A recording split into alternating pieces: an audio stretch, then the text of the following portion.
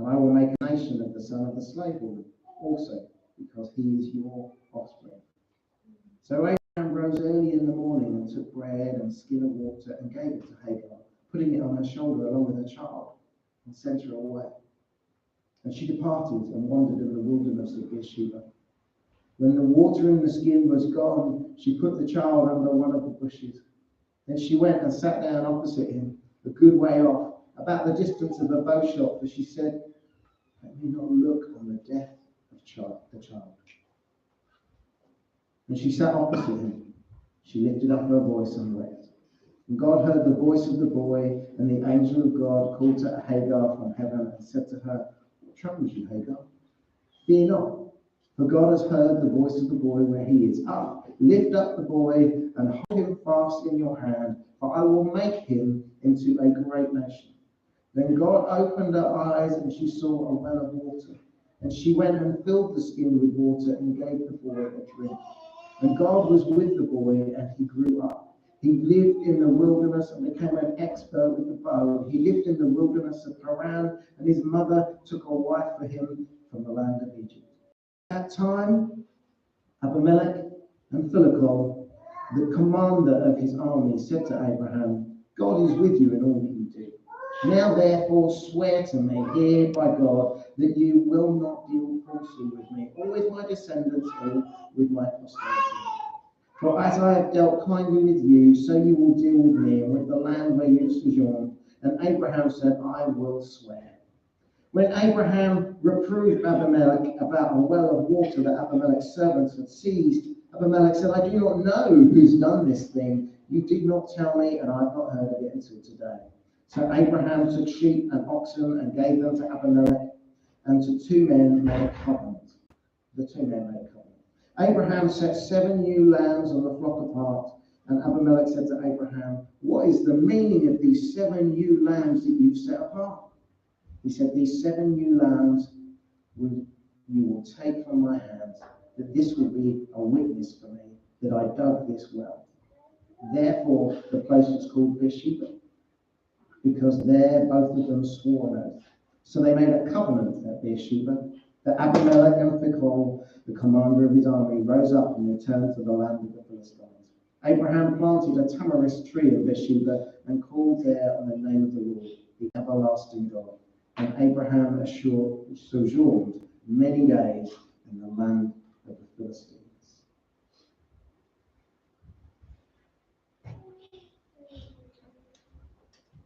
So Abraham and Sarah were well old.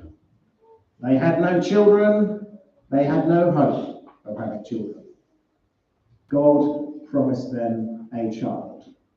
And Sarah laughed. So God doubled down. Not just one child. Your offspring will be like the dust of the earth, like grains of sand on the beach. Your offspring will be a nation. He's a goat herder from Nowheresville, but not just any nation, a great nation. God takes Abraham outside and says, in the night sky, look towards the heavens, count the stars if you can, so will be your descendants. Not just a great nation, but a nation that will bless all other nations. It's a mic drop moment. Have a bit of that, Chuckles. She must have been hysterical by the time they finished this conversation. I do this in arguments. I make a point off the top of my head that I'm not really sure I mean. And then instead of backing down, I go all in, completely convinced that my casual wondering is suddenly absolute truth. And I end up defending the indefensible. Do you ever do that? There's a game show on a Saturday morning on 5 Live where sporting people do similar stuff, where these sporting people are given crazily objectionable sporting ideas, and 60 seconds to literally, it's called, you're nodding away, it's brilliant, isn't it? To defend the indefensible. It's genuinely funny. But this moment This set of promises is not God having an irrational argument. It's not God doubling down because he's too proud to back down. It's not God being wound up by Sarah giggling. It's not a game show and it's not a gag. It is a solemn promise in the face of all the odds. Whatever the circumstances are, they do not amount to trump the word of God. On the weighing scales, the circumstances do not compare to the promise that God has given. And it is a promise with a purpose that will shape the course of all human history. It's not insignificant.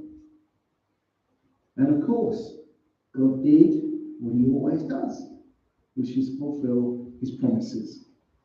Sarah conceives and she has Isaac. Just as God said she would, God identified the timing and it happened just when he said it would. And chapter 21 reminds us 3 times, in case we missed it, as the Lord said. God said it, he did it, it came to pass. The wait has been pretty excruciating, to be honest. 25 years of waiting. And so you'd expect the birth story to be a little bit more elaborate than it is. It just kind of comes out in a few short sentences. Oh yeah, so she had the baby. Actually, chapter 22, that Nick is going to handle for us next week, is the pinnacle that we're heading to. Because God has promised a son, God provides a son, and then God asks Abraham to lay down the son. So there's a wee bit of momentum flying through here to that bit. Abraham names his son Isaac, which is all around laughter. Sarah laughed with cynicism in the previous chapter. It has now evaporated into laughter of joy and praise of the goodness of God. And laughter is repeatedly referred to 5 times in 8 verses. This is a celebration, not just a celebration of the baby, but an astounding celebration that God has done what he said he would do. There's someone else laughing as well in this narrative, and it's Ishmael. He's mocking. He's sneering. His mum had showed contempt for Sarah, and now Ishmael shows contempt for Sarah's son, Isaac. There is a contest between them, a resentment, a strife. And Sarah perceives a threat to her son, Ishmael, and asks Abraham to disinherit him and send him away. Abraham, to his credit, is hesitant, but God overrules his reluctance. Presumably, God also perceives the threat of conflict between these 2 sons, and like Abraham and Lot years before, God deems that they're better off apart. In fact, God says to Abraham, don't you worry about him, let me look after him. And we'll talk more about those promises. They're fascinating parables between the 2 family units as they go their separate ways. The stories seem to mirror each other. They both go on a journey into the unknown. They both experience the incredible provision from God. Actually, both of Isaac's sons, we see come to the point of near death. And God then intervenes to rescue, and both boys receive a promise for the future. At the nub of it all, though, is there's this sense where Ishmael was born because Abraham chose not to trust God and chose to rely on his own effort, chose to make his own way. God promised a child. From that child would come all manner of blessings to his family and to the nation and the nations. Abraham wavered, chose to try and manufacture a path for himself. So Ishmael directly clashes with Isaac. We're supposed to see in that the clash between human effort and the free promise of God. We can't top up or compensate for the promises of God. He doesn't need a backstop from us. He doesn't need a safety plan. to deliver the goods. Abraham has to give up what he made, Ishmael, to receive God's supernatural promise, Isaac. Actually, this is a mirror of the gospel. If we try and make our own salvation, we are making something that is human effort. But we're invited to trust God to provide our salvation. Human effort does not mix with salvation by faith. We're not supposed to be self-sufficient. We're supposed to rely on God and his promise. The Christian gives up their own effort, gives up all the striving, gives up the self-sufficiency, lets it all go to the wilderness, trusts God with it, and places their trust entirely in Jesus. Because Jesus has secured our salvation. That's the whole point of the word adoption. An adopted child doesn't do the adopting. The adopted parent does the adopting. They take the adopted child into their home and they make that child secure in their home. On the cross, Jesus has borne the punishment that I deserve. He takes my tarnished track record and I receive in return his perfect track record. He takes my dirty clothes and gives me clean ones. Not mirror image clothes, but royal robes. He removes the pollution and the power of sin over my life and gives me his holiness as a gift. I'm completely forgiven. In fact, my identity changes from lost sheep to adopted child of God, dressed in royal robes, actually fit for a banquet. Jesus adopts me as his younger brother, not just the Father, but the Jesus adopts me as his younger brother and teaches me how to interact with his dad, my new dad. Jesus shows me how to enter the throne room of God without fear and trembling. And only he knows how to do it, because it's his throne room too. It's his effort, not mine. His promise, not my works. At the cross, I'm invited to let go of the fruit of all my efforts, good or bad, to release all the dirty rags and instead embrace God's promise. Here's the kicker that I've never quite seen before, but I love this. Ishmael was Abraham's backup plan, just in case God forgot to deliver on his promises, as if he would. Just in case God ran out of steam and couldn't do it after all. Just in case something else came up, Ishmael was the safety plan.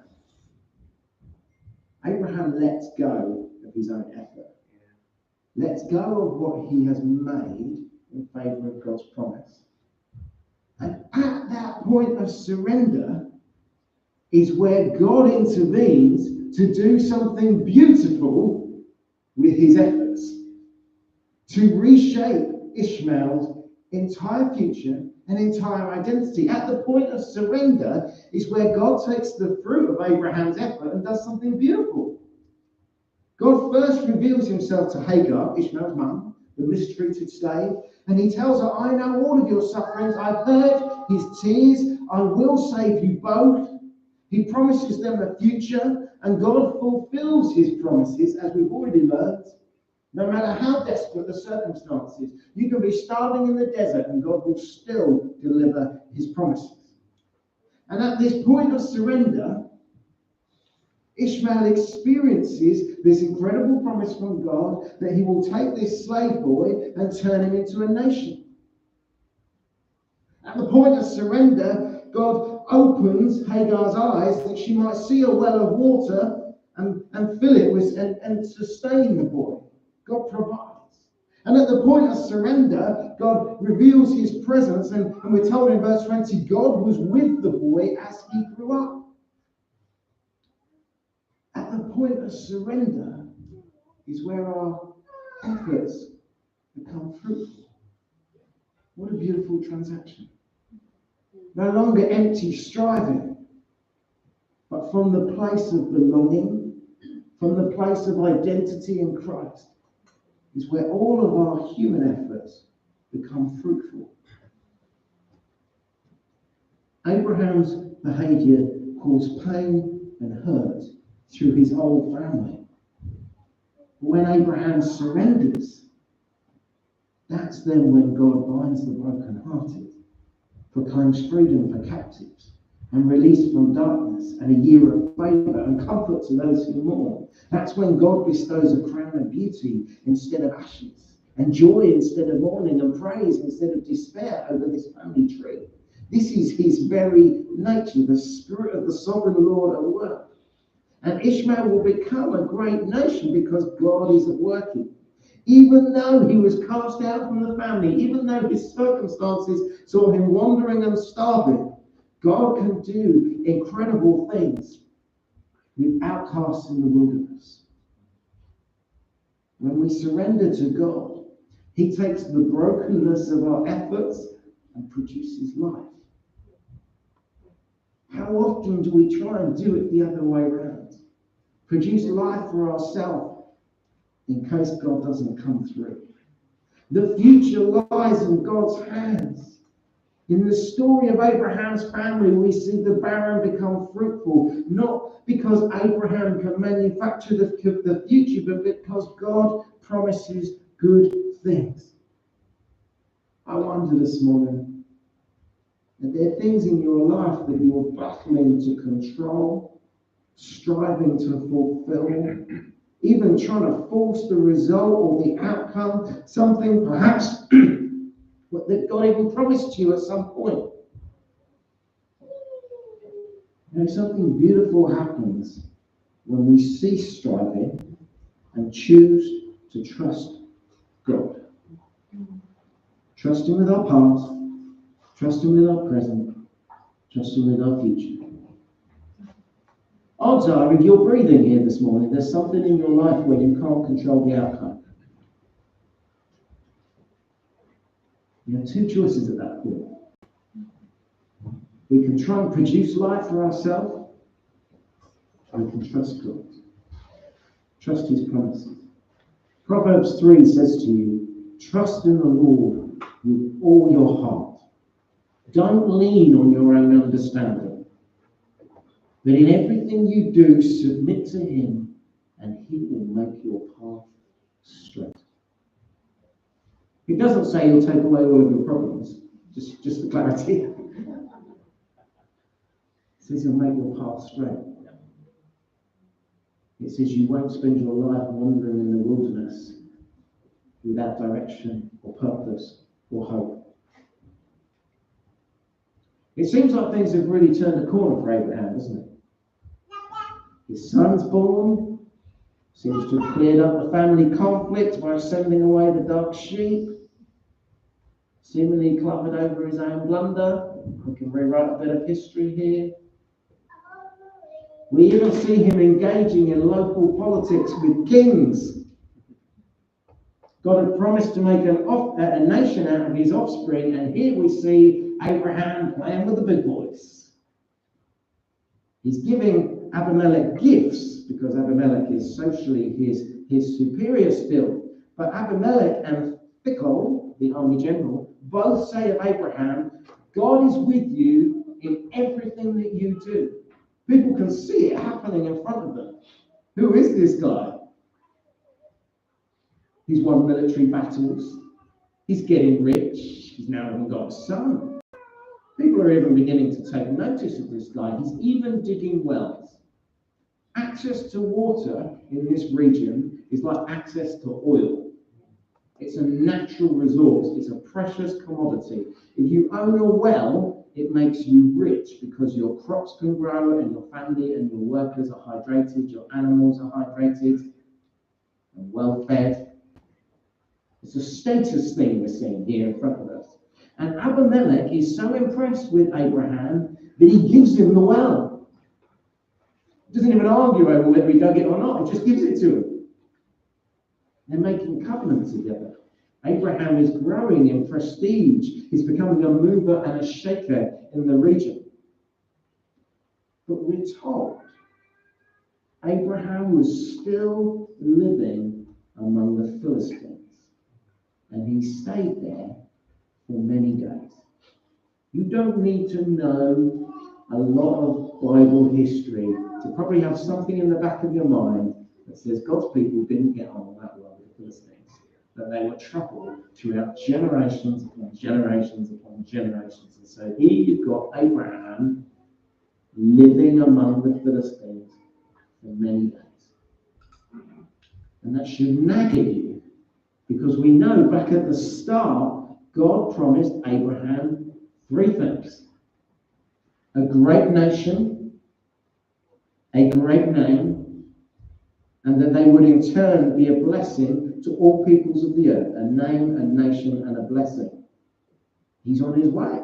He has a child, his family tree is growing, he's shaping the politics of the region. But there was a conversation in Genesis 13 where Abraham was specifically promised a land of their own where the family could grow secure and safe into this great nation. They're not going to become the great nation that will bless the nations until they're in their own land. God said, look around you. Look to the north and the south and the east and the west, and all the land that you see, I will give you and your offspring together. But this passage tells us Isaac's been born, but he hasn't got the land yet. It isn't his yet. He's yet to experience the complete fullness of that promise. He's still living among the Philistines. He's still a traveller in someone else's land, an exile from the promise of a place to call home. Isaac, he's the son of the promise, but he's born, and he's born into exile, and lives his life wandering from nation to nation, living like a stranger in a foreign country, living in tents, looking forward to the home that God had promised them, but not living there yet. He isn't home yet. Abraham is still waiting, and there is still strife. There's still political strife with other nations, wrangling over water, making trade deals. There's still strife in his family. The consequences are still impacting Hagar and Sarah and both boys. There's still conflict in the family because of his choices. They are not home yet. The struggles are still real, even though God has delivered the birth of Isaac. Folks, this here now is not our promised land. Christians are promised a heavenly home where God dwells. And in case you're under any doubt, we are not there yet. It's not a country or a land that's perishable, but it's an eternal place, an eternal home, our promised land, God's heavenly dwelling, a place where we will dwell with God and be with him forever. Romans 8 says, creation waits in eager anticipation for the children of God to be revealed. One day, creation itself will be liberated from decay and brought into freedom and glory. And right now, the whole creation is groaning, as in the pains of childbirth, right up to the present time. Not just that, but us as well.